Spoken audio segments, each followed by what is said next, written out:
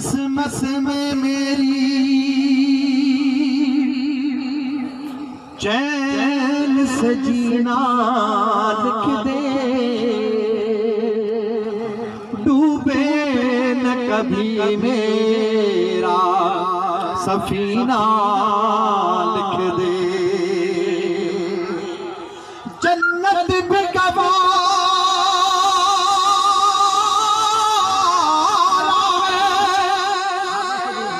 जन्नत भी गवारा है मगर मेरे लिए ऐकात तकदीर मदीना लिख दे। ऐकात तकदीर मदीना लिख दे। सल्लल्लाहु अलैहि या रसूल अल्लाह वसल्लम अलैका या हबीब अल्लाह।